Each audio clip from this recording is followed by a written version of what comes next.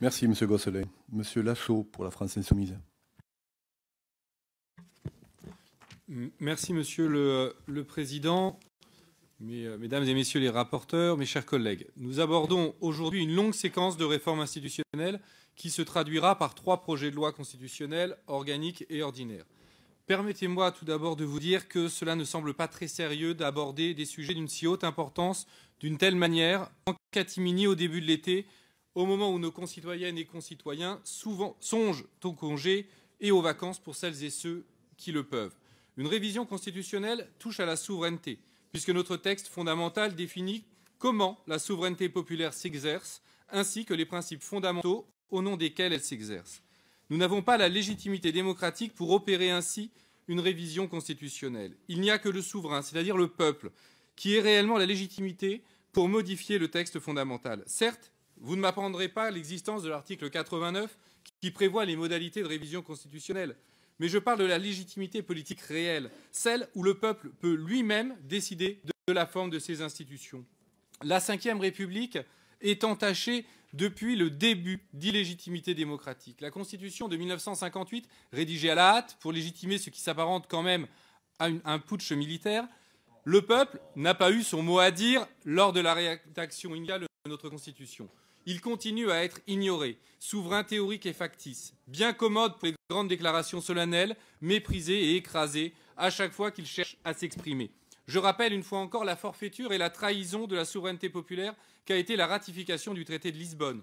La souveraineté populaire a été foulée aux pieds alors que le référendum de 2005 donnait pourtant un résultat très net en faveur du non. La Ve République organise le coup d'État permanent et ce projet de révision cherche à en renforcer les pires travers. Non, le Parlement ne peut pas légitimement réviser la Constitution après cette trahison. Et comment voulez-vous que les citoyennes et citoyens aient confiance dans leurs institutions alors qu'on leur a jeté à la face que leur vote ne valait rien?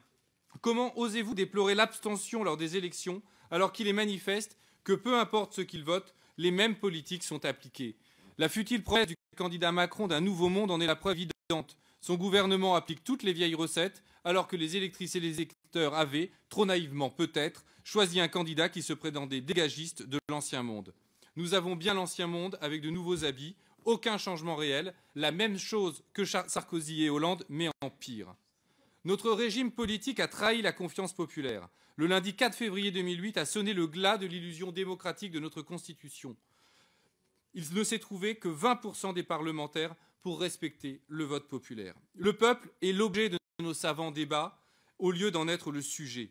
On parle du peuple, le peuple, lui, n'a rien le droit de dire. Il n'a pas d'initiative, hormis le très encadré article 11 alinéa 3, qui n'a d'ailleurs jamais été mis en pratique. Ce projet de révision ne lui en donne pas davantage.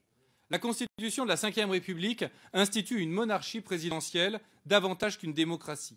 Nous sommes quasiment de retour à l'ancien régime où les sujets du bon roi pouvaient bien obéir et payer leurs impôts. Les nouveaux ordres privilégiés, la noblesse, non plus de robes ou d'épées, mais de dividendes ou de riches capitaux, ne paient quasiment plus d'impôts. Le clergé médiatique sermonne à l'envi et déblatère sa vérité révélée sans contestation possible. La presse a oint le candidat Macron de ses faveurs, elle a investi le monarque et légitimé son pouvoir quasi absolu. La seule différence réside dans le fait que nous avons, ô noble fonction, le droit de choisir quel monarque présidentiel nous gouvernera une fois tous les 5 ans. Une fois la présidentielle achevée, le peuple n'a plus aucun mot à dire, personne d'autre. D'ailleurs, nous voyons comment les débats parlementaires sont ici menés le plus vite possible en ayant à supporter les discours de l'opposition parce que le règlement l'impose, mais sans en tenir aucun compte. Oui, la Constitution de 1958 nous a fait revenir à l'ancien régime. Nul contre-pouvoir ne peut réellement s'opposer à la volonté du monarque, désormais jupitérien. L'inversion du calendrier électoral produit des assemblées nationales aux ordres qui font plus ou moins bien semblant de remplir son rôle de contre-pouvoir au gouvernement. Mais le pire reste à venir.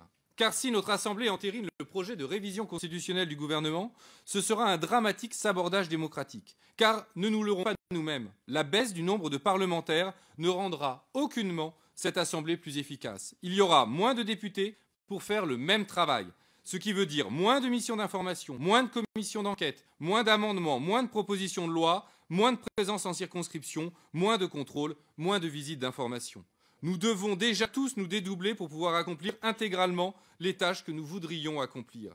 Après la réforme, ce sera pire, ce qui voudra dire encore plus les mains libres à l'exécutif, encore plus de déséquilibre entre les pouvoirs, encore plus de possibilités d'exercer un pouvoir autoritaire sans contrôle. Au lieu d'être l'endroit des débats politiques qui traversent notre pays, le Parlement sera le relais de discussions technocratiques et techniques, incompréhensibles du grand public, obscures et cachées, et dont pourtant dépendra les choix essentiels. La seule façon de rompre avec ces pratiques est de changer entièrement nos institutions par une assemblée constituante. Seul le peuple, et exclusivement lui, a la légitimité suffisante pour toucher à la Constitution. Ratifier un projet par référendum resterait insuffisant. Car c'est le peuple qui fait vivre ces institutions démocratiquement quand il s'en empare et les laisse mourir quand il s'en retire. Le président Macron n'a même pas été élu par la majorité des inscrits sur les listes électorales, même après le vaste chantage organisé pour ne laisser le choix qu'entre n'importe quoi et l'extrême droite. Notre démocratie se meurt par la colère froide de l'abstention. La société est à bout, les gens souffrent, vos réformes leur pourrissent davantage la vie encore, et ils doivent, en plus, subir l'insulte de voir les plus riches encore favorisés, alors qu'eux ne font que trimer. Vous voyez que partout, dans tous les secteurs de la société, les luttes sociales se multiplient, la colère gronde. Parfois, l'une d'entre elles parvient à percer le mur d'indifférence médiatique à la souffrance sociale. Instrumentalisée en exemple, la résolution d'un problème sert de prétexte à ne résoudre aucun autre similaire. Dans les hôpitaux, dans les prisons, dans les universités, dans les transports ferroviaires, dans les tribunaux, dans les usines, dans les ateliers, dans tous les secteurs publics et privés, les gens se demandent comment ils vont encore tenir ce mois-ci et celui d'après. Le jeu auquel vous jouez est très dangereux. On ne contient pas longtemps la colère populaire impunément. On n'inculpe pas au désespoir autant de braves gens sans conséquence. Cette histoire va mal finir, car plus vous appuyez sur le couvercle de la marmite, plus la pression monte, plus forte sera la déflagration quand il se soulèvera enfin. Croyez-vous sérieusement que vous sauverez notre démocratie si mal en point, en empêchant davantage le peuple d'exercer sa souveraineté? Il faut trouver une issue positive, pacifique, démocratique, joyeuse à l'immense problème qui est face à nous. Le peuple français est hautement politique. Nos concitoyennes et concitoyens sont parfaitement capables de saisir les enjeux et prendre des décisions judicieuses. C'est au peuple de se charger de l'écriture de son texte fondamental, en réécrivant une nouvelle constitution pour une 6e République par une nouvelle Assemblée constituante dédiée. Le peuple aurait l'occasion de se refonder lui-même comme sujet politique, comme auteur du régime qui se gouverne. Revenons aux fondamentaux du contrat social de Rousseau. Le contrat social qui fait sortir du régime tyrannique fait que celui qui édicte la loi est le même que celui qui obéit.